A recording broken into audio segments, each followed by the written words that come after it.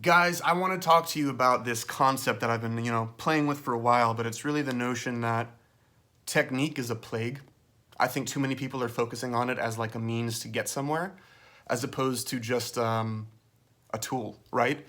And I think there's a different perspective to take that will open the game completely in your mind, and it's really just to view everything through a mechanic's mind. So let me start here. If your car breaks down or isn't running as well as it should, who the hell do you bring it to, right? A mechanic. This is my guitar mechanic workshop. Let's call it Sugarman's guitar mechanic workshop or some dumb shit. Maybe I'll do this once a week. I don't know, let's see if you guys like it. But what I want to do today is discover and discuss how your pick hold might be limiting you getting to that next level. As I get higher, this makes less. What's up, Con? So, guys, let me see. I got a bunch of notes here. Like I was saying before, I was actually filming video and I decided to more or less scrap that idea because I think this will be best served like this. So remember, before I even dive into this, everything that you guys are doing as far as how you're holding your pick right now is correct. I just want to give you some tools and mechanics or approaches on how to use mechanics to clear the debris and gunk out of your engine, so to speak, so you can get back on the road and get playing as good as you can and as fast as you can. So that being said, let me get page 1 here. I'm all fucking lost. So there are a lot of different ways that you could hold your pick. So many that I'm not even gonna go over all of them, right? But like some of them are what I call double parallel picking, which is the idea that your thumb is on a line and then your index finger is on that same line, right? You've seen this before. A lot of times players will have like the Willie Adler hand where the fingers are straight out, or you'll see guys do it with a fist. Sometimes it's a super closed hand, sometimes it's a splayed fist. That picking style has its advantages and it has some disadvantages. The other one that I talk about is called cross brace picking. It's the idea that my thumb is, right now it's vertical, and then my index finger is horizontal, and it creates a cross brace system. And then the other one, which I'm sure you've guys seen, is the obvious Eddie Van Halen double finger shit, which there's no, like Eddie Van Halen is one of the sickest. Misha plays like that as well, and it's unbelievable. Like, again, none of these are incorrect. I just want to help give you guys some different perspectives to help kind of, as I said, clear the debris or clean the gunk out of your engine. So what I want you to first do, if you can follow along, go ahead and grab a piece of paper. If you're like me, you grabbed it with like your thumb pad, the soft spot on your thumb, as well as kind of like the side of the pad of the index finger, right? And side note, this is the proper pick hold, and the amount of pressure that it takes to hold the paper in my fingers without being able to pull it, that's how hard you need to hold a pick. It's no more than that, believe it or not. If it slips, it's too light. If it's really, really tight, you're hurting yourself. But that concept is gonna be about the anatomy of the hand, right? Like, let's go ahead and look at one of the first things you learn as a child. Some of the motor skills is like picking up a fucking Cheerio from the table, right? The notion of picking something up with these two fingers, of bringing two fingers together to grab something, go ahead and do that really quickly and tell me how awkward it feels to put your thumb on segment 2 of your index. If you were to pick something up here versus here, there's a certain dexterity and control that kind of disappears, as well as a sensitivity that comes into play when you're using your fingertips. And I kind of liken that to like insect feelers. It allows you to have a higher level of sensitivity in your playing. You can literally feel the strings vibrating, and it just gives you some more information to process, to do more with. And I find that to be really, really helpful when performing, when you're not like staring at your hands. You have a lot of sensory information you need to take in to do something with. And when you're kind of numbed out by not using your fingertips, which is where most of the nerve endings are, it's an advantage, right? And that's simply all I'm trying to point out. Let's go to page 2 here.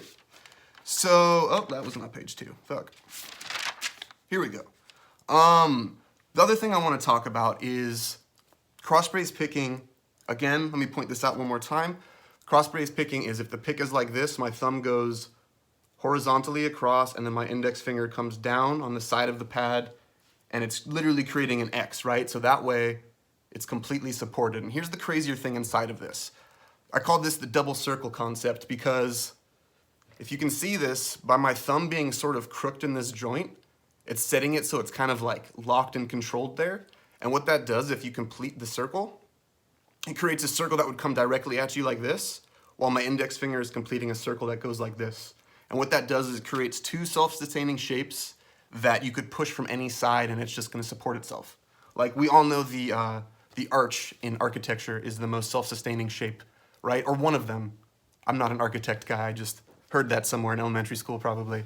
But the idea that a circle is borrowing the same exact concept, we can take that idea and use it over here. So by having not inverted, not straight, but a little bit of a crook, what it does is engages it, and it's gonna give us the double circle idea, so we have more support, while also being like more sensitive on our fingertips, while also grabbing it with the amount of pressure to hold paper, where we hold paper, the Cheerio concept, all these things that we're building on, right? And another thing I wanna point out that's really interesting, and I'm hoping you guys can capture this on a live thing, I sort of doubt it, but what I'm gonna do is I'm gonna play with the proper pick hold. And I'm gonna change to double parallel. Listen to the tone change.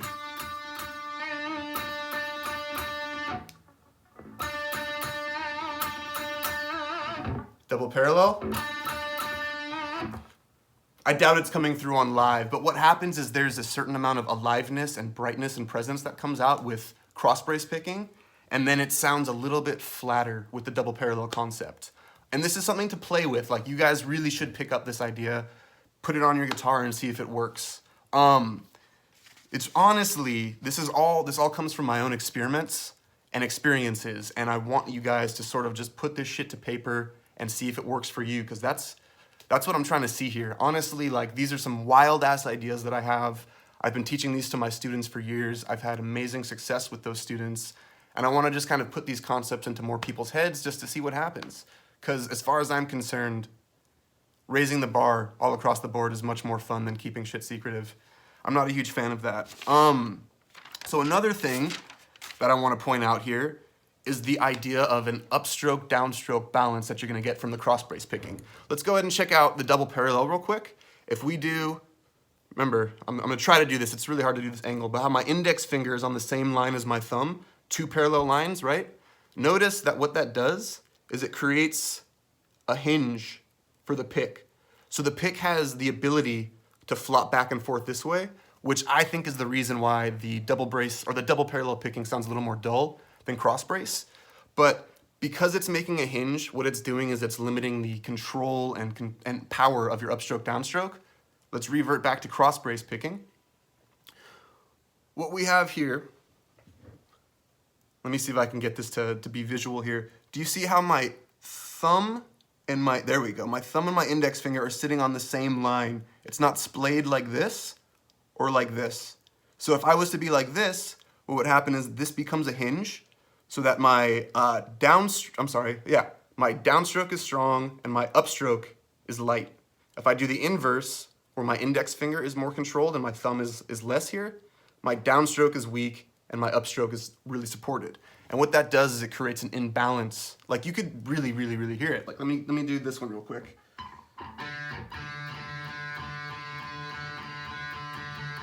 Versus, I don't know if you can hear that. Again, the quality of this shit is pretty bad through live, but do this yourself and see what it does, because it's very, very real. It's tangible and it's audible.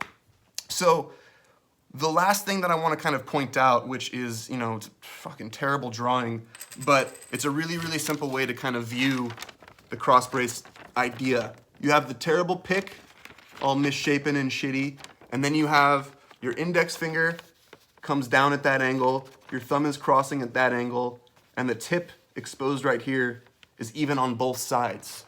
So what that's gonna do is give you clarity, control, and consistency across the board. That's my idea on cross brace picking. There, again, is no wrong way to pick. There are just ones that'll lead you down a path that may yield some more shit. You might have a better experience or better results with one or the other. And in all honesty, I'm just curious what this does. If you guys have any, looks like a medieval knight. Yeah, it does. It was a pretty bad drawing. I'm sorry. This is my private notes, and I decided to just do this live, and I didn't redraw it. Maybe. But yeah, guys, if you have any questions on this idea, or if you enjoyed this video and the concept of what I'm doing here, I'm probably gonna do these more so if you guys like this. Just deeper discussions on the smaller mechanics behind techniques. Again, techniques are built of mechanics. The same way that like within a DNA strand, there's a million different things, and we just call it a DNA strand. That's what legato is. Legato is your DNA strand, and it's comprised of too many fucking things to discuss, or even to consider. Discussing it is the best part. Learning how to think about it, and then learning how to chunk the information together into something that works for you is something that I focus on heavily as my own, player and with my students. So yeah,